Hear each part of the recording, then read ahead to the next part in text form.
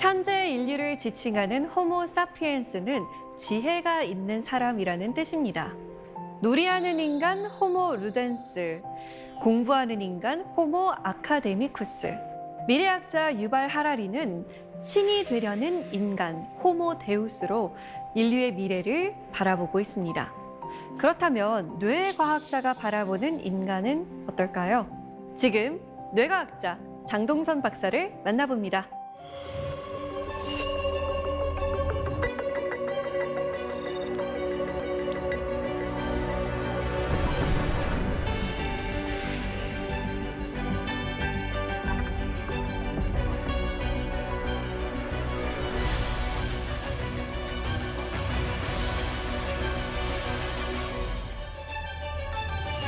박사님 안녕하세요. 안녕하세요. 네, 미래를 그리는 영화나 TV 시리즈물들을 보면요. 뇌를 막 복사하거나 아니면 뇌를 다운로드 받거나 이런 일들이 있잖아요. 네. 그게 진짜 현실로 가능할까요?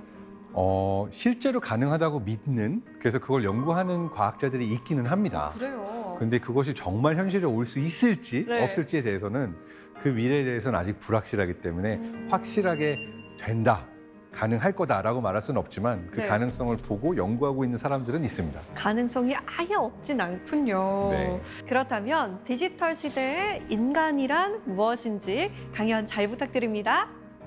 네.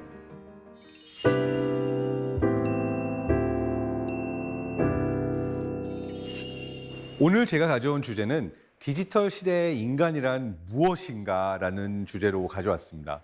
사실 우리가 인간이란 무엇인가 하면 조금 이상하게 느껴질 수도 있어요. 영어로 하면 What is human이겠지만 인간은 물건이 아니고 인간은 누구인가라고 질문해 볼 수도 있을 텐데 여기서 굳이 제가 무엇인가라고 가져온 이유는 디지털 시대의 인간은 정말 우리가 지금 피와 살로 이루어진 이런 존재를 상상할 수도 있지만 사실은 0과 1의 숫자로 이루어진 어딘가 온라인 세상 속에 마치 데이터처럼 저장되어 있는 인간을 상상할 수도 있을 것 같아서 그런 중의적인 의미에서 디지털 시대의 인간이란 무엇인가라는 제목으로 가져왔습니다.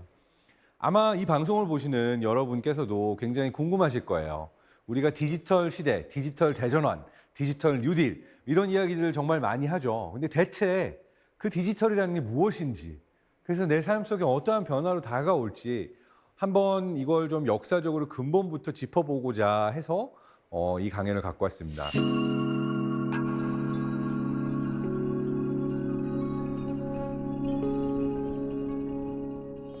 디지털의 어원은 라틴어에서 나왔습니다. 라틴어에서 디기투스라고 했는데요. 이게 뭘 지칭하냐면요. 손가락하고 발가락을 지칭해요. 이게 이제 한 13세기, 14세기 들어가면서 이제 아라비아 숫자에서 그리고 수학이라는 개념 안에서 디짓, 영어에서도 쓰이는데 디짓이라는 게 뭐냐면 우리가 숫자의 자리를 이야기하는 거예요. 아라비아 숫자에서 0, 1, 2, 3, 4, 5, 6, 7, 8, 9 이러면 이게 한 자리잖아요. 이 한 자리를 영어로 디짓이라고 합니다. 라틴어의 원래 어원은 손가락, 발가락. 근데 왜 손가락, 발가락이었냐? 우리가 숫자를 셀 때 11, 12 하면은 10개인데 없으니까 발가락까지 사용해가지고 숫자를 셌던 거예요. 그래가지고 숫자를 셀 때 올라가는 숫자 한 자리 한 자리 한 자리 한 자리를 디지투스라고 했고 거기서 실제로 숫자로 넘어가면서 디짓이가 되고 그리고 우리가 디지털이라고 한다는 거는 결국 숫자로 세어질 수 있는, 그러니까 손가락으로 세어질 수 있는, 숫자로 세어질 수 있는 이거를 디지털이라고 말한 개념의 시작입니다. 그러니까 결과적으로 많은 것들이 있는데 이 많은 것들이 숫자로 옮겨질 수 있으면 디지털의 시작이 된 거죠. 근데 초기 라틴어와 수학에서는 이렇게 숫자의 자리로 시작을 했다면 나중에 이제 신호처리나 전자공학 분야에서는 이거를 조금 더 여기서 발전을 해가요. 뭐냐면 단순히 숫자로 세어질 수 있는 게 아니라 구간으로 나뉘어서 측정이 될 수 있는가라는 게 디지털의 어원이 됩니다. 간단하게 예를 들어서 우리가 생각해 보게 되면 LP판은 우리가 아날로그라고 알고 있는데 LP판의 경우는 다이아몬드 바늘이 이 울퉁불퉁한 판 위에 올라가서 이 판이 계속 회전을 할 때 이 회전의 속도에 따라서 이 진동을 물리적인 형태로 직접 쭉 받아내가지고 이걸 이제 우리가 들을 수 있는 음파 신호로 변환을 해주는 거예요. 이 음파 신호를 잡아내는 데 있어서 쭉 LP판이 돌아가면은 끊김없이 잡음을 포함해서 모든 소리가 쭉 어떤 구간으로 나뉘지 않고 계속해서 들어오는 거잖아요. 이걸 이제 아날로그라고 부르고, 디지털의 경우는 사실 이 중에서 우리가 들을 필요가 없는 소리, 잡음이라든지 아니면 아주 고음, 아주 저음, 인간의 뇌가 인지하지 못하는 소리의 경우는 아예 잘라내고 구간을 읽어내서 0101의 신호로 어떤 바이너리 신호로 전환해서 파일로 저장을 한 걸 디지털이라고 부르죠. 그래서 이 경우에도 사실 그 원리를 우리가 신호 처리적으로 전자공학적으로 들어가게 되면은 구간을 끊어서 이 데이터를 우리가 받느냐 아니면은 연속적으로 모든 신호를 받느냐라는 것과 관련이 있습니다. 근데 과학자들한테는요, 우리가 어떠한 형태로 이런 신호를 인지하느냐 또는 측정하느냐, 이게 굉장히 큰 화두입니다. 사실 인간의 뇌도 하나의 우주라고 할 수가 있어서 뇌 안에도 온 우주에 존재하는 모든 별들의 숫자보다 많은 신경세포의 숫자들이 있습니다. 정말 수억 개가 넘는 그런 신경세포들이 존재하는데요. 이 신경세포들 역시도 전기 신호를 우리가 얘네들한테 잡아낼 수가 있거든요. 그러면은 이 신호들을 잡아낼 때 가장 간단한 형태로 잡아내는 뇌파의 경우는 사실 연속적으로 잡아냅니다. 그러니까 신호가 쭉 들어오는 거예요. 근데 연속적으로 들어오는 신호들 중에서 의미 있는 신호가 뭐냐, 어느 주파수 영역이냐, 어느 프리퀀시 영역이고 어떤 게 알파파고 어떤 게 베타파고 그 각각이 가지고 있는 의미에 우리가 이제 초점을 맞추게 되면은 그때부터 이제 디지털화해야 되는 그러한 우리의 미션이 생기는 거예요. 디지털화 시킨다는 얘기는 뭐냐면 그 주파수가 어떤 주파수인지 그 의미를 알아낸 다음에 그 중에서 우리가 의미 있는 신호를 구간별로 여기서 여기까지 잡아내고 여기서 여기까지 잡아내고 하는 형태의 어떤 수학적인 변환을 통해서 그 신호를 우리가 처리를 합니다. 그러다 보니까 사실 세상에서 전달되는 모든 종류의 연속적인 신호들은 기본적으로는 우리가 아날로그라고 할 수가 있어요. 근데 그 아날로그 신호에서 의미를 잡아내기 위해서, 신호 전달을 하기 위해서는 그걸 이제 변환하는 과정에 있어서 어떻게 보면 우리 뇌 안에서도 디지털화 시키는 과정이 있다고 할 수가 있고요. 그래서 그러한 관계가 아날로그와 디지털의 관계라고 할 수가 있습니다.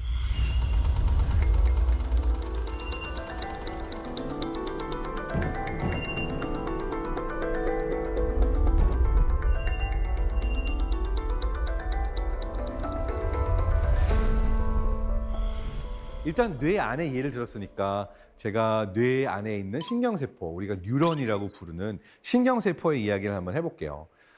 사실 1940년대, 50년대에 많은 생물학자들, 뇌과학자들이 열띤 토론을 벌였습니다. 그러니까 뇌 안에 신경세포들이 신호를 전달하는 방식이 화학적인가 아니면은 전기적인가라는 거 가지고 굉장히 큰 어떤 과학자들 간의 논쟁이 벌어졌었어요. 그 중에서 실제로 노벨 생리의학상을 수상하게 됐던 존 에클스 경우에는 이 신경세포의 끝에 시냅스라고 불리는 신경세포와 신경세포 사이사이 공간에 이게 화학물질을 통해서 신호가 전달이 되는 것 같다. 왜냐하면 우리가 알고 있는 화학물질 중에는 신경 전달물질, 이런 것들은 뭐 도파민이건 세로토닌이건 아세틸콜린이건 다양한 형태의 화학물질들이 존재하고, 이 화학물질을 통해서 신호가 전달이 되는구나라고 이야기를 했었어요. 그런데 전체적인 스토리의 일부분만 봤다고 할 수가 있는 거죠. 우리가 이제 비유로 말하게 되면 자주 말하는 비유가, 왜 앞이 보이지 않는 사람들이 여러 명이 어느 방 안에 들어가서 코끼리를 더듬고, 누군가는 코끼리의 꼬리를 만지면서 밧줄 같네 이러고, 누군가는 코끼리의 코를 만지면서 코끼리는 이게 이렇게 말랑말랑한데 움직이는 뭐 호스 같이 생겼네라고 생각하기도 하고, 누구는 아니야 기둥이야라고 하면서 코끼리 다리를 만지기도 하고 이러잖아요.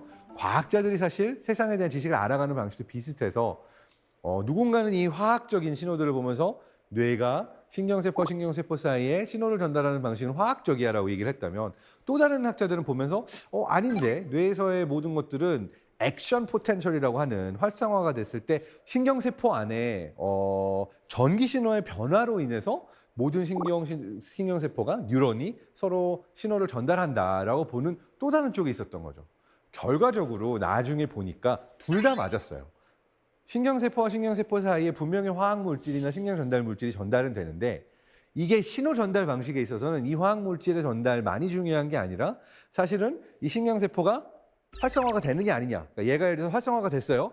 그러면은 전기 신호의 변화가 있었어요. 그럼 바로 다음에도 또 똑같이 활성화가 되고 활성화가 되고 활성화가 되고 한 형태로 사실 활성화가 되거나 안 되거나, 그러니까 액션 포텐셜이 있거나 없거나, 이건 어떻게 보면 디지털인 거죠. 왜냐하면 어떤 형태의 신호가 들어오건 어떤 화학 물질이건 이 신경세포가 활성화되면 1, 활성화 안 되면 0, 이런 형태로 구간을 잡을 수가 있는 거죠. 그래서 1, 0, 0, 1, 1, 0 이런 식으로 뇌세포도 마치 디지털 신호처럼 이런 바이너리 신호로 서로 신호 전달을 하는구나 라는 것이 또 추가적으로 밝혀졌습니다. 그러다 보니까 우리가 말할 수 있는 거는 뇌 안에서 가장 기본적인 우리가 세상을 경험하는 어떤 신호 전달 과정은 거의 0, 1에 기반한다. 그렇게 코딩이 되어 있다고 볼 수가 있는 거예요. 그렇다면 시각, 우리가 보는 신호와 그다음에 청각, 듣는 거와 그리고 뭐 촉각, 느끼는 것들이 제각각 다른 형태로 우리가 보고 듣고 느끼잖아요. 네. 그럼 뇌에서는 이런 서로 다른 감각기관의 신호들이 서로 다른 형태의 신호로 존재할까요? 아니면은 같은 형태로 존재할까요? 다르지 않을까요? 같나요, 설마? 우리가 느끼는 건 다른데 네. 뇌 안에서 신호들은 정확히 똑같은 형태로 신경세포가 전달을 해요. 그러니까 똑같이 뉴런이 활성화되거나 안 되거나, 네. 그래서 신호가 0, 1, 1, 0 이런 형태로 똑같이 시각, 청각, 촉각 상관없이 뇌 안에서 신호는 똑같이 전달되는 거예요. 신기하죠? 신기해요. 그러니까 이 시각 부위의 신경세포가 활성화가 돼가지고 시각 중추에서 활성화가 일어나면 우리는 본다라고 느끼고, 이게 청각 중추가 활성화가 돼가지고 이쪽에 이제 신호들이 가게 되면 우리는 듣는다라고 느끼는 겁니다. 그래서 다른 어떠한 케이스도 있냐면 누군가의 경우는 뭔가를 봤는데 소리가 들리는 것처럼 느낀 사람들도 있어요. 이 경우에는 뇌 안에서 아주 희귀하기도 청각을 느끼는 부위랑 시각을 느끼는 부위가 같이 활성화가 되는 사람들이 있습니다. 이 사람들을 우리가 이제 시네스테시스트라고 해서 그 공감각자라고 하거든요. 공감각자.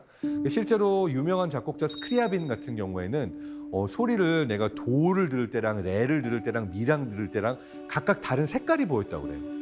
왜냐하면 소리로 신호가 들어오는데 이 신호가 일부 시각 쪽에도 전달이 되니까 시각에서는 내가 똑같은 신호가 들어왔는데 이거를 나는 보인다라고 느끼는 거고, 청각 쪽으로 들어왔을 땐 들린다라고 느끼는 건데, 이런 공감각자들의 경우에는 두 가지가 동시에 활성화가 되면서 소리가 보이는 사람이 될 수가 있는 거죠. 그래서 소리가 보이는 사람도 있고요, 냄새가 들리는 사람도 있고요. 아주 희귀하지만 이런 일들도 있습니다.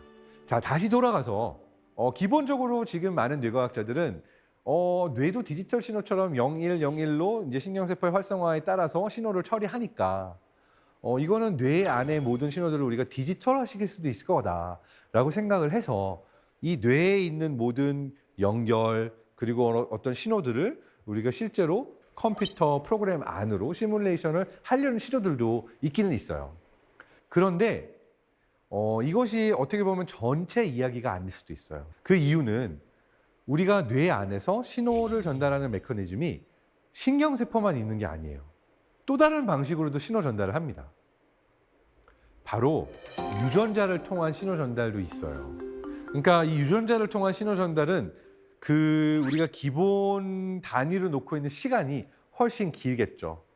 예를 들어서 내가 내 다음 세대에 전하고 또 그 다음 세대에 전하고 하는 유전자들이 있으니까. 근데 한번 이제 생물학적으로 풀어서 우리가 생각해 보면 이 뇌의 신경세포를 구성하고 있는 게 단백질들이거든요. 지질과 단백질과. 근데 이것들을 어떻게 세포를 만들어라! 라고 그 세포를 만들어내는 설계도를 가지고 있는 게 그 설계도가 유전자예요. DNA.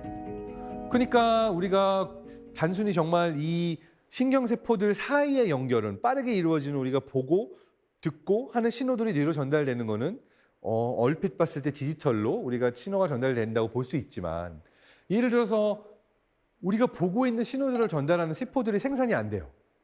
또는 내가 어떤 그런 세포들이 고장난 상태로 생산이 돼요. 이렇게 되면 이 사람은 정상적으로 세상을 보거나 듣거나 할 수 있을까요? 어렵죠. 그러다 보니까 유전자가 가지고 있는 역할도 아주 큽니다. 유전적으로 그런 어떤 뇌세포의 신호 전달에 있어서 유전자의 신호 전달이 뇌세포에 그 전달하는 신호에 영향을 분명히 주고 있어요.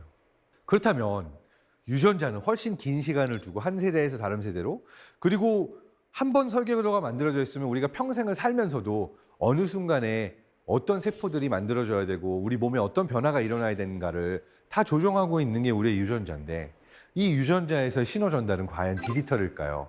아날로그일까요? 이런 질문을 또 해볼 수가 있겠죠. 우리가 알고 있는 유전자는 DNA라고 말을 하는데요. DNA가 어떤 단백질을 만들지 결정을 짓습니다. 근데 DNA는요, 우리가 다 알겠지만 4개의 코드로 보통 이야기를 하죠. A, G, C, T. 서로 다른 4가지의 염기 배열들이 이중곡선, 이중나선 형태로 이루어져 있는 게 DNA인데요. 그럼 DNA에도 어떻게 보면 구간이 있네요. 우리가 4개의 코드, C, G, A, T 뭐 이런 형태로 코드가 있으니까 이것도 얼핏 보면은 0, 1은 아니지만 디지털 아닌가라고 생각할 수가 있을 거예요. 근데 유전자에서의 신호 구성은 완벽하게 디지털이라고 말하기에는 또 더 애매해요. 왜냐하면은 4개의 염기 코드가 있긴 하지만 그게 이제 또 RNA로 전달이 되면서는 T가 U로 바뀌기도 하거든요. 또 하나는 우리가 유전자가 모든 걸 결정짓지 않잖아요. 그러니까 어떤 사람이 암에 걸릴 확률이 아주 높은 어떤 유전자를 부모로부터 받았어요. 근데 평생 동안 암에 걸리지 않는 사람도 있어요. 그러니까 이 사람의 경우는 뭐냐면 유전자를 어떤 유전 정보를 타고났지만 이 유전 정보를 기반으로 병이 나거나 아니면 잘못된 세포가 생산되는 일이 없는 거예요. 왜냐하면은 이 유전자가 활성화가 되지 않은 거죠.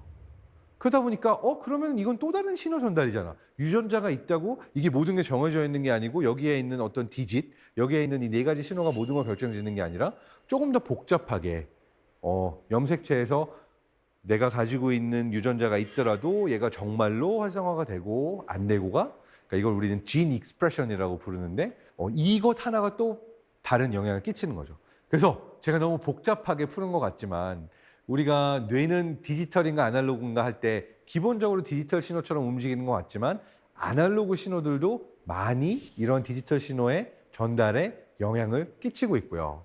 그리고 마찬가지로 그 중에 하나가 이제 유전자라고 볼 수 있는데 유전자의 신호 역시도 또 다른 굉장히 많은 요인들에 있어서 영향을 받고 있습니다. 그래서 생각보다 굉장히 복잡한 거예요. 그래서 우리가 여기서 말한 것처럼 DNA 신호는 디지털이다?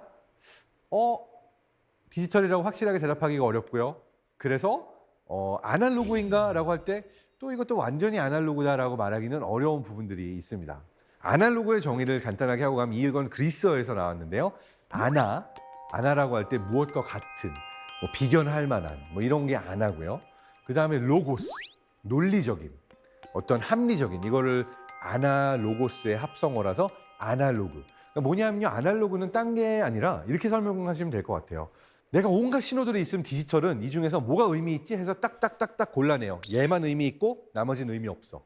이게 바로 디지털이라고 한다면 아날로그는 뭐가 하나가 다 있으면 얘를 통으로 옮겨가지고 이거는 이거 같네 라는 형태로 마치 비유하듯이 하나의 모델을 만들어서 전체를 옮기려고 한 게 아날로그의 방식이다라고 할 수가 있는 거죠.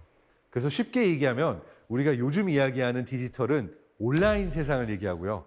아날로그는 오프라인 세상을 얘기하는 것처럼 일반적으로 통용이 되고 있습니다. 그러니까 온라인이라는 거는 인터넷으로 연결되어 있고 내 한 곳에 신호가 다 있지 않아도 어딘가 클라우드에 또 다른 서버에 데이터에 인터넷상에 정보가 존재하는 것을 온라인이라고 이야기를 해서 컴퓨터로 내가 볼 수 있으면 온라인, 컴퓨터 없이 그냥 실제 세상에서 물리적으로 움직이는 모든 건 오프라인 이렇게 구분하기도 합니다.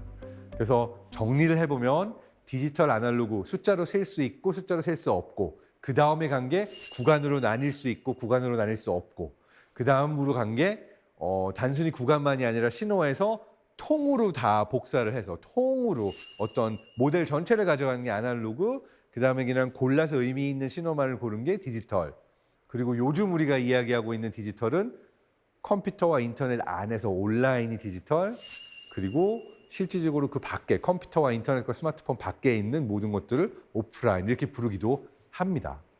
자, 디지털과 아날로그는 이해가 되셨을 거라고 생각이 되고요. 그렇다면 이제 오늘의 주제로 넘어왔습니다. 디지털, 저희 정의했고요. 디지털 시대는 그렇다면 어떠한 시대인가? 우리가 말하는 지금 디지털 대전환, 정부도 디지털 뉴딜을 이야기하고 있고요. 모든 기업들이 디지털 트랜스포메이션, 디지털 대전환을 이야기하고 있습니다. 이게요, 간단하게 설명하면 아마 한동안 2016년부터 4차 산업혁명이라는 말을 엄청나게 많이 들으셨을 거예요. 근데 이 4차 산업혁명이 디지털 대전환과 같은 의미입니다. 이거를 이제 4차 산업혁명이라고 우리가 부르느냐, 아니면 디지털 대전환이라고 부르느냐, 이렇게 부르는 방식의 차이일 뿐인데요. 여기서 디지털 대전환, 디지털 시대는, 그러니까 4차 산업혁명의 시대는 어떤 시대를 이야기하려고 하냐면요. 모든 데이터와 신호가 디지털이 되는 시대. 그러니까 구간으로 나뉘고 숫자로 볼 수 있고 온라인으로 들어간 시대를 4차 산업혁명의 시대, 디지털 시대라고 이야기를 합니다. 그리고 모든 기업들과 정부가 이걸 준비하고 있죠. 왜 그럴까요? 기존에는 우리가 물리적인 신호가 있고요. 뭐 다양한 물리적인, 화학적인, 생물학적인 이 많은 신호들이 있었어요. 근데 이 모든 신호들이 그냥 다 온라인으로 통합이 되는 거예요. 그러니까 이렇게 설명할 수 있습니다. 여러분 무인 스토어에 대해서 얘기를 들어보셨을 거예요. 어떤가요? 슈퍼마켓에 갔는데 사람이 없어요. 근데 내가 아무 물건이나 그냥 집어가면 내 온라인 통장에서, 내 온라인 마켓플레이스 계정에서 알아서 돈이 빠져나가요. 내가 무슨 물건을 집어갔는지도 아는 거예요. 자, 이러한 세상에서는 오프라인과 온라인의 구분이 필요 없잖아요. 왜냐하면 내가 오프라인으로 정말 내 물리적인 내 몸을 가지고 슈퍼마켓에 가서 물건을 집었어요. 만질 수 있는. 그리고 이 물건을 집어서 마셨어요. 근데 이 모든 정보가 카메라를 통해서, CCTV를 통해서, 센서를 통해서 어떤 물건을 집어갔는지, 이 물건의 가격은 무엇인지, 그리고 이 물건을 집어간 사람이 온라인에 가지고 있는 계정은 무엇인지, 디지털 계정이 무엇이고 비밀번호까지 다 알아서 내가 어딘가 슈퍼에서 물건을 집으면 온라인상에서 계산이 되어버리는, 이게 자동화되어 있는 시대. 이게 바로 디지털 시대인 거예요. 무서울 수도 있고 편리할 수도 있고, 그리고 이 시대에 정말 사람의 가치는 무엇인가, 사람이 무엇을 필요로 하는가, 이 이야기는 우리가 더 해볼 수 있을 것 같습니다. 그렇지만 기본적으로 오프라인과 온라인이 합쳐진 시대, 그리고 모든 내 생물학적인 정보, 물리적인, 화학적인 정보까지도 어떤 온라인 속에 디지털화된 정보로 저장이 되는 시대, 이게 디지털 시대라고 할 수가 있어요. 뇌과학 분야도 그래서 점점 더 인공지능 분야랑 함께 연구가 되어가고 있는 추세입니다. 그래서 굉장히 많은 우리가 인공지능 구루라고 부르는, 인공지능의 대가 전문가라고 부르는 분들 중에 뇌과학자 출신이 많아요. 참고로 딥러닝을 처음 창안하고 개발하셨던 분의 경우도 인간의 뇌를 같이 연구했고요. 지금도 어떤 AI, 인공지능 전문가라고 불리시는 많은 분들이 뇌의 연구와 인공지능 연구를 함께 하고 계십니다. 그 이유가 있습니다. 뭐냐면 우리가 인공지능이라고 부를 때, 인공지능은 인간의 지능을 인공적으로 흉내냈다고 이름에도 담겨 있잖아요. 그러니까 결과적으로 인공지능이란 다름 아닌 인간이 학습하고 기억하고 할 수 있는 많은 것들을 기계나 알고리즘도 할 수 있게 해주는 것을 연구하는 걸 인공지능 연구라고 해요. 그런데 이걸 위해서는, 인공지능 알고리즘을 트레이닝 시키기 위해서는 인간의 뇌에서의 지식을 어떻게 담고 우리 뇌가 어떻게 학습하고 기억하고 하는지의 메커니즘을 알 필요가 있는 거죠. 그래서 기본적으로 인공지능 알고리즘은 수없이 많은 인간의 데이터를 기반으로 공부를 합니다. 물론 이제는 인간 데이터 없이도 공부할 수 있는 알고리즘을 만들려고 또 많은 학자들이 연구를 하고 있어요. 그렇지만 우리가 잘 알고 있는 알파고와 이세돌 구단의 대결만 보더라도 알파고는 전 세계 수없이 많은 바둑 대가들의 키보드를 다 공부를 한 거예요. 그 기반으로 사람들이 바둑을 둘 때는 이렇게 두는구나를 공부한 상태에서 이세돌 구단과 대국을 펼치게 된 거죠. 인간의 정보가 기본이 돼서 그걸 기본으로 학습합니다. 자, 그렇다면 인공지능에게 필요한 거는 디지털화된 인간의 정보예요. 인간의 정보가 없으면 디지털화된 어떤 알고리즘을 우리가 만들기도 어려운 것이 하나죠. 그런데 거꾸로 이게 단순히 인간이 있고 인간을 알고리즘이나 AI만 공부하는 게 아니라 반대로 AI가 이걸 어떻게 공부하고 어떻게 이런 일을 해내는가를 보면서 우리 인간도 AI로부터 배웁니다. 그래서 서로 주고받고 있는 건데, 대표적인 예로 예일대학교의 뇌과학자 마빈 천 교수님 같은 경우에는 어떤 기술을 개발하시냐면요, 사람을 뇌 스캐너 안에 넣어요. 그 사람에게 어떤 랜덤한 얼굴을 보여줍니다. 무작위로 랜덤한 얼굴을 보여주고 나중에 이 뇌에서 이 얼굴을 봤을 때 어떻게 이 사람이 반응했는가, 활성화 패턴만을 보고 이 사람이 남성의 얼굴을 봤는지 여성의 얼굴을 봤는지, 이 사람이 노인의 얼굴을 봤는지 어린이의 얼굴을 봤는지, 코스튬에 있었는지, 어떤 헤어스타일 하고 있었는지, 이런 것까지 뇌 신호만 보고도 이 사람이 한마디 말을 하지 않고 이 사람의 뇌에서 신호를 기반으로 어떤 얼굴을 봤는지 상당히 정확하게 알아낼 수가 있는 기술을 개발하셨어요. 그런데 예전의 뇌과학 기술만을 가지고는 이런 게 불가능하죠. 인공지능 알고리즘이 인간의 뇌의 패턴을 분석을 하면서 인간의 뇌가 어떤 얼굴을 보고 이런 신호를 보였다면 아마도 이런 얼굴을 봤을 거야 라고 AI를 활용해서, 인공지능을 활용해서 인간에 대한 정보를 얻을 수가 있었던 거죠. 그래서 앞으로 우리가 살게 될 디지털 시대에는 인간에 대한 이해가 더 중요해지고요.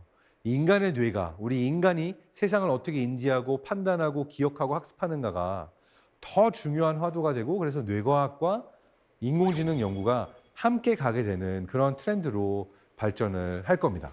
그래서 지금 디지털화된 인간의 정보 이야기를 하려고 해요. 이게 굉장히 중요한 파트입니다. 보통 저희 분야에서는 디지털화된 모든 인간의 정보의 총합을 디지털 페놈이라고 불러요. 디지털 표현형의 총합. 이게 뭐에 반대말이냐면요. 유전형, 그러니까 모든 유전자의 총합을 우리가 게놈이라고 하잖아요. 그러니까 휴먼 게놈 프로젝트가 우리의 유전자에 대한 모든 정보를 다 얻게 된 거를 게놈. 그리고 표현형의 모든 총합을 페놈 이러거든요. 간단하게 제가 게놈, 페놈을 설명해 드리면 이런 거예요. 예를 들어서 엄마는 금발, 아빠는 까만 머리. 근데 같이 결혼해서 아이가 태어났어요. 그럼 이 아이는 금발일 수도 있고 흑발일 수도 있잖아요.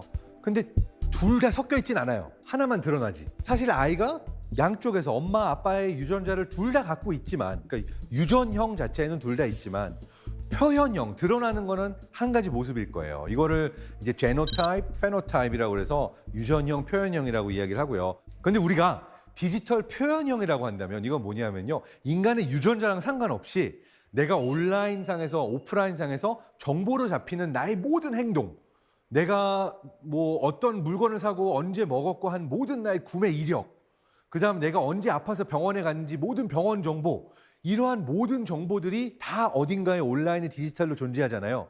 나에 대해서 존재하는 모든 정보의 총합, 디지털로 존재하는 나의 모든 정보의 총합을 우리는 디지털 표현형이라고 하고 디지털 페놈이라고 부릅니다. 앞으로 디지털 시대에 굉장히 중요해지는 정보예요.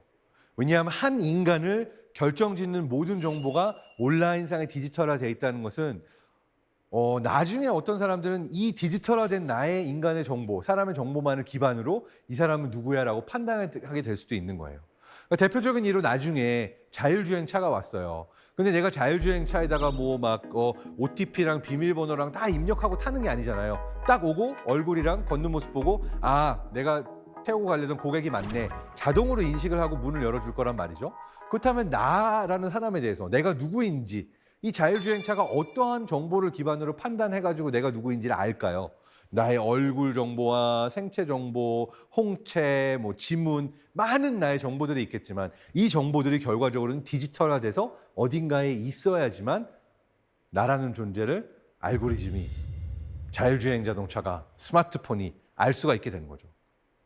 그래서 요즘 우리가 생체 인식 이런 것들이 이미 은행과 앱과 많은 곳에 도입이 이미 되어 있습니다. 그 이야기는 나라는 사람에 대한 모든 정보가 이미 디지털화 되어 가고 있다는 증거죠.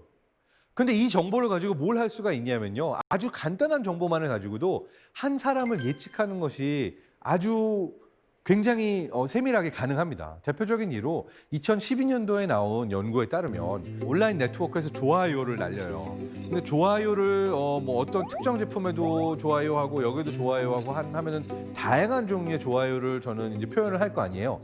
근데 100개 정도만 있는 좋아요 정보를 알면은 그걸 기반으로 빅데이터 분석을 해서 내가 무엇을 좋아할지, 어떤 행동을 할지 예측하는 알고리즘이 우리 어머니께서 나를 알고 있는 것보다 더 정확하게 예측한다는 연구 결과가 나왔어요. 그러니까 이 디지털화된 정보를 가지고 이 사람이 언제 어떤 물건을 살지, 어떤 물건에 관심을 가질지, 심지어는 선거에서 어떤 투표를 할지까지 아주 높은 정확도를 가지고 예측이 되는 거죠.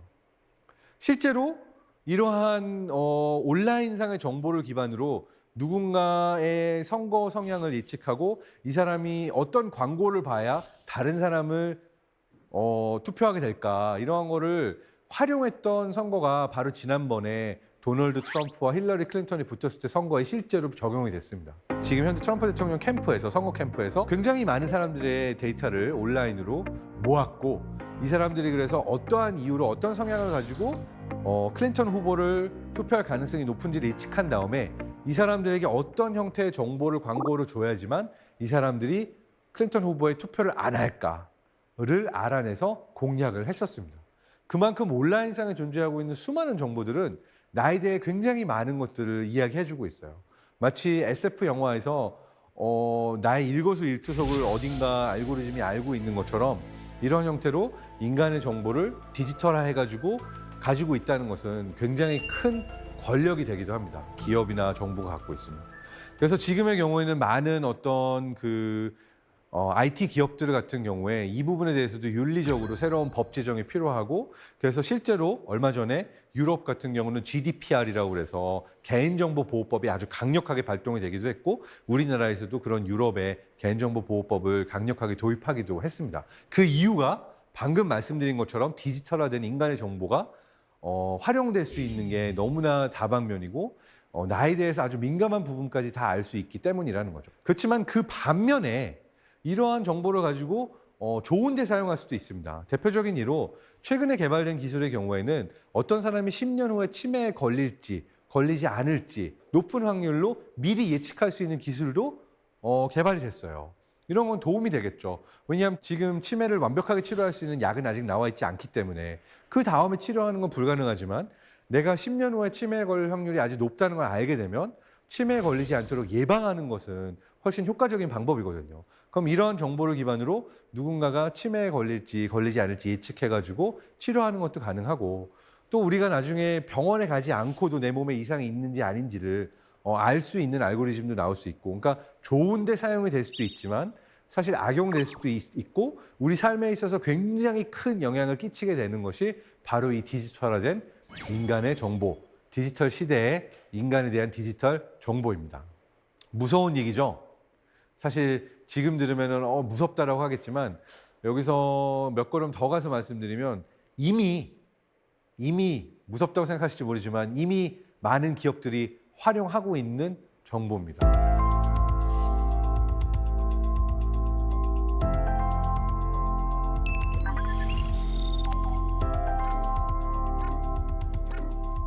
그렇다면 여기서 이 포인트에서 이렇게 나에 대한 모든 정보가 디지털화돼서 온라인에서 예측이 되고 분석이 될 수 있는 세상이 이미 다가왔고 더 다가오고 있는데 그럼 이런 디지털 세상 속에서 인간이 가지고 있는 가치가 무엇이고 인간이란 어떤 의미를 가지고 있는가라는 좀 철학적인 인문학적인 질문을 던져볼 수 있을 것 같습니다.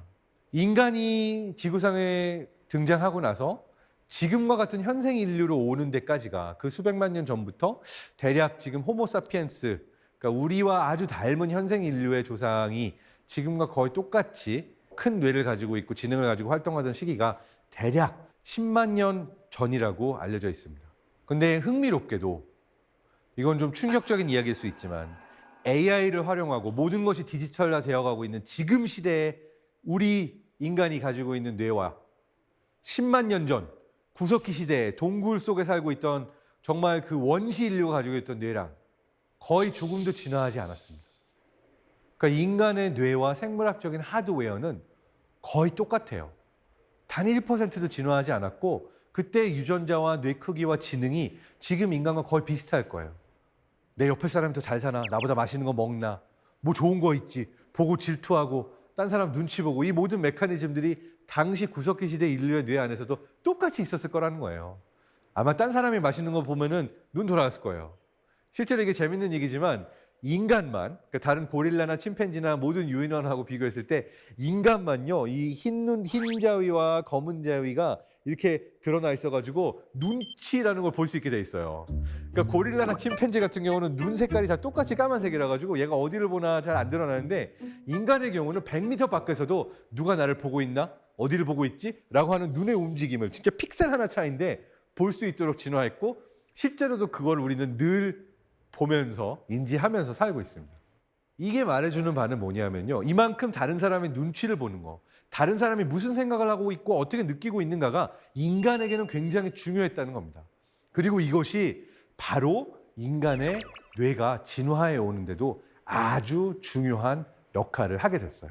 우리 인간의 뇌가 어떻게 진화하게 됐는가 얘기를 하기 전에 아까 질문을 돌아가 볼게요.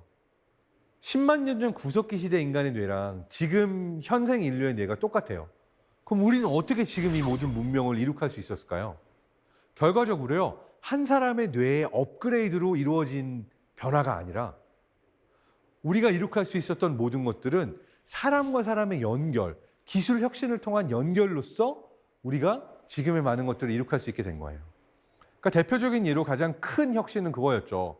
활자와 언어의 발견, 책의 발견, 누군가 똑똑한 사람이 가지고 있었던 아이디어를 그 사람의 가족이나 가까운 사람만 알게 되는 게 아니라 책으로 남겨서 더 많은 사람들이 이 지식을 읽을 수 있고 심지어 다른 세대까지 전달해 줄 수 있게 된 거고요.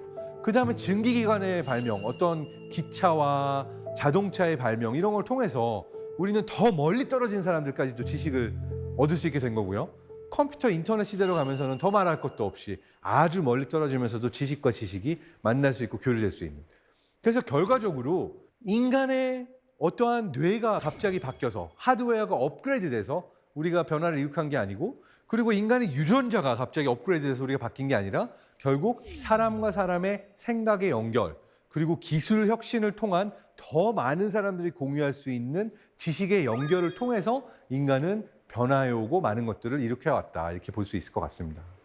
그런데 여기에 이제 밀접한 또 하나의 질문이 있죠. 근데 근본적으로 우리 지능은 왜 생기게 됐지? 우리 인간이 어떻게 지금 그 10만 년 전에 가지고 있었던 커다란 뇌를 가지게 됐을까?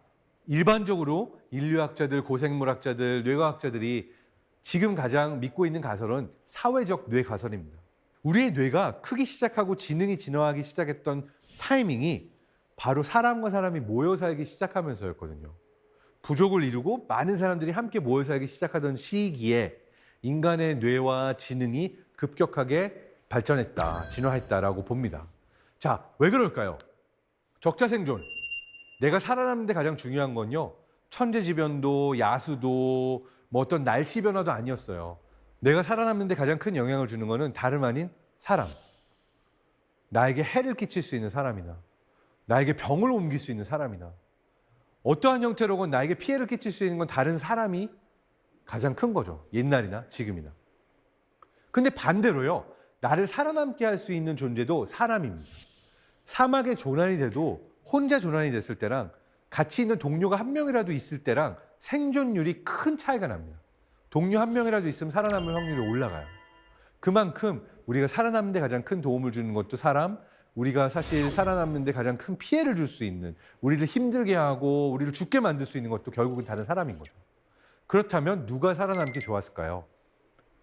다른 사람의 마음을 읽고 생각을 읽고 빠르게 다른 사람의 마음을 예측하고 이해할 수 있는 능력이 살아남는 데 가장 큰 도움을 줬을 텐데, 모두가 알다시피 가장 어려운 게 사람의 마음을 읽는 겁니다.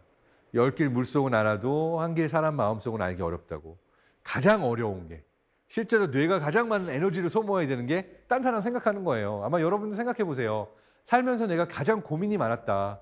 그 고민이 뭐 월급이건 집값이건 아이 교육 문제건 아니면 학교 폭력 문제건 수없이 많은 문제들이 삶 속에 존재하지만 잘 생각해 보면 다 사회적 관계와 관련된 문제예요. 다른 사람들은 어떻게 생각할까? 이 사람은 왜 이럴까? 결국 다른 사람의 생각을 읽어내는 거, 짐작하는 거, 여기에 우리는 대부분의 시간을 쏟고 있고요. 우리의 뇌가 특화된 것도 결국은 다른 사람의 생각을 하기 위해서 특화가 된 겁니다. 이게 바로 사회적 뇌의 가설이라고 할 수가 있는 거예요.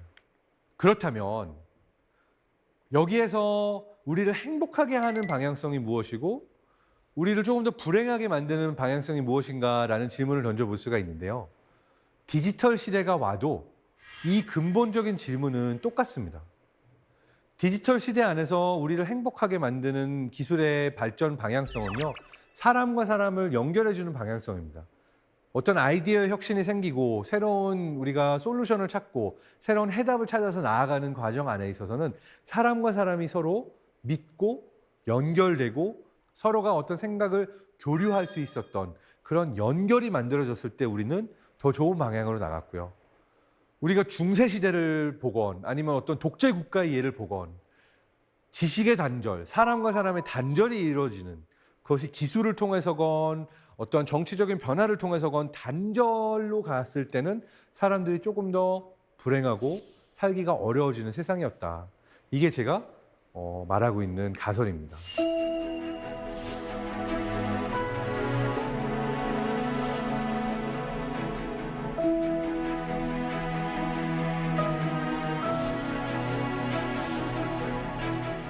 결과적으로 디지털화된 시대에 변화된 세상을 사는 인간으로서도 우리가 유의해야 될 점은 똑같다고 할 수 있습니다. 결국 사람을 행복하게 만드는 것, 불행하게 만드는 것은 사람과 사람의 연결, 그리고 사람과 사람의 관계다. 이런 이야기를 할 수가 있을 거고요. 그래서 내 데이터가 어딘가 있다 할지라도요. 그리고 그것이 나를 예측할 수 있을지라 할지라도요. 결과적으로 나는 그것을 다른 사람들과 어떠한 관계로 내가 어떻게 그 내 데이터가 이용되느냐가 중요합니다. 그래서 여기서 한 걸음 더 나가게 되면요. 디지털 시대에 변화된 세상을 사는 인간에게 중요한 가치가 무엇인가? 수십만 년 동안 인간의 뇌를 행복하게 하고 불행하게 하는 가장 기본적인 가치가 우리에게 여전히 중요하고요. 그리고 온라인 세상 속에서도 사람과 사람이 연결되어 있는 방향성으로 나아가게 하는 것, 그래서 그러한 연결을 우리가 찾을 수 있는 능력이 우리를 조금 더 행복하게 할 겁니다. 그래서 이러한 이야기가 있습니다. 마이크로소프트에서 연구를 했어요.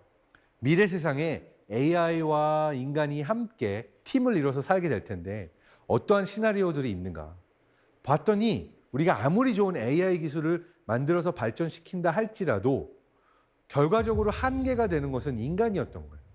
그러니까 인간이 이 기술을 얼마나 받아들일 수 있고 잘 사용할 수 있느냐에 따라서 이 둘의 조합이 더 좋은 방향으로 가느냐 아니냐가 결정이 됐는데요. 이 같은 보고서에서 이야기하고 있는 게 그렇다면 우리는 미래에 사람들은 어떠한 형태로 AI와 교류하고 우리 인간에게 더 중요해지는 것은 무엇인가라는 질문에 있어서 커뮤니티라는 키워드가 나옵니다.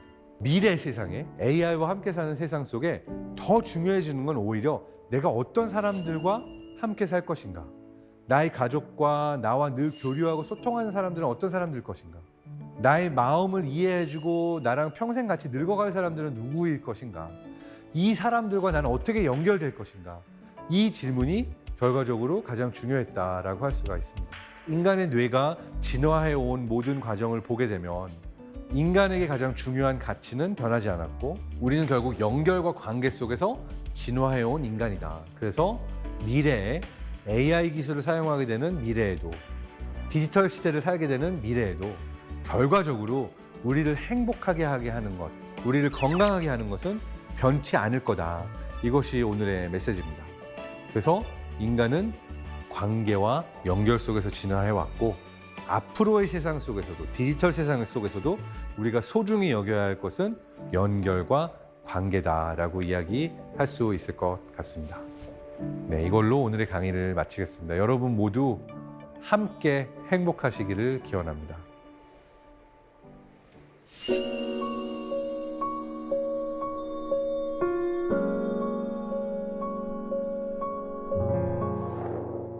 강연 잘 들었습니다. 네, 감사합니다. 뇌가 좀 미지의 세계라서 그런지 뇌의 이야기는 들을 때마다 아주 흥미로운 것 같아요. 네.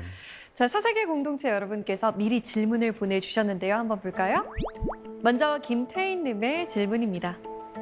알파고가 바둑둘 때 많은 경우의 수를 예측하고 생각하고 하는 것처럼 인공지능도 인간의 감정을 예측할 수가 있을까요?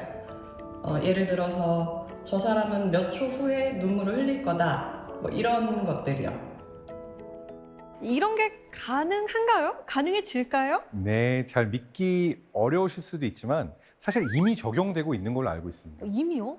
네, 예를 들어서 우리가 그 애니메이션 영화 같은 거 볼 때 막 정말 모두가 우는 장면들 있잖아요. 네, 디즈니 애니메이션 네, 중에 네. 음악이 쫙 깔리면서 그 순간 막 정말 서럽게 울고 싶어지는 그렇죠. 장면들. 네. 그런 것들이 사실은 계산이 됐어요. 그러니까 사람들이 어느 장면에 어떤 음악이 들어오고 어떠한 효과가 왔을 때 가장 사람들이 눈물을 흘리거나 슬픔을 느낄 가능성이 높은지 이러한 것들을 시뮬레이션 할 수 있는 인공지능 알고리즘도 이미 존재하고요. 네. 또 작곡가들이 대중음악 작곡을 할 때도 네. 그 인공지능 알고리즘이 어느 장면에서 어떤 코드를 변화하면서 단조 장조 할 때 이게 슬픈가 또는 어느 순간 사람들이 가장 춤추고 싶어하는 리듬이 나오는가 이러한 것들도 이미 정보화가 돼서 예측하고 있는 알고리즘들이 있어요. 조금 재미없을 수 있겠죠. 아, 저는 뭔가 배신당한 기분인데요. 근데 모든 것들이 이렇게 되진 않고 네. 물론 크리에이터나 이제 감독이나 작곡가가 자기가 알고 있는 지식을 기반으로 이 장면에서 이렇게 감정을 내고 싶었는데 이런 것들을 이제 체크를 할 수가 있는 거죠. 알고리즘을 통해서 지금 요 코드나 요 변화가 가장 큰 극대화된 감동을 줄까? 아니면은 다른 장면에서 넣는 게 좋을까? 이렇게 고민을 하고 있으면 빅데이터나 인공지능 알고리즘이 요 장면에서 넣어줄 때 사람들이 뭐 어떤 감정을 느낄 확률이 가장 높아라고선 이야기를 해줄 수가 있고요. 특히 이런 것들은 이제 사람들에게 영화를 보여주고 얼굴 표정 변화를 인식하는 걸 쭉 보면서 알고리즘들이 배워요. 사람들이 어떤 영화 장면에서 언제 울고 어떤 감정을 느끼는가를 실제로 실험하고 있습니다. 자, 두 번째 질문 받아보겠습니다. 이번엔 보카림 씨의 질문입니다. 저 질문이 있습니다. 어떤 경험이 박사님을 뇌 세계로 입문하게 하였나요? 어떤 점에서 이 뇌 공부를 하기로 결심하신 거예요? 제가 궁금증이 늘 많았어요. 네. 그래서 궁금한 뇌를 가지고 있습니다. 궁금한 뇌를 가지고 있는데 네.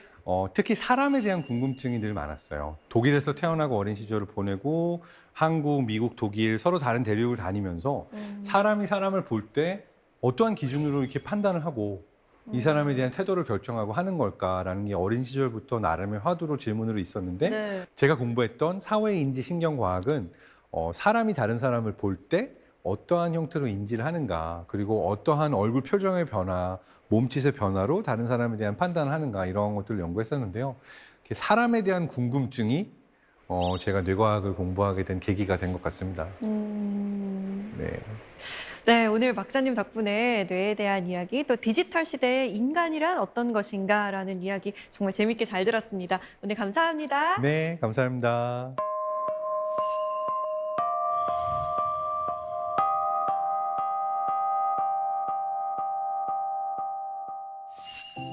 동료의 책상 위에는 아주 예쁜 상자가 하나 놓여져 있습니다.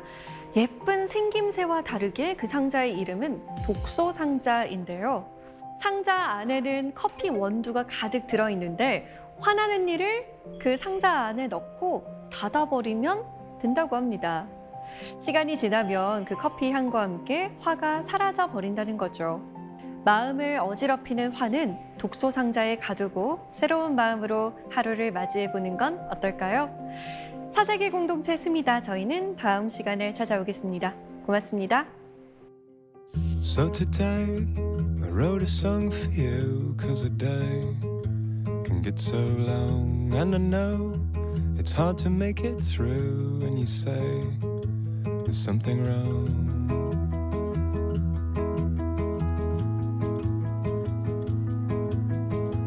So I'm trying to put it right, 'cause I want to love you with my heart. All this trying has made me tired, and I don't know even where to start.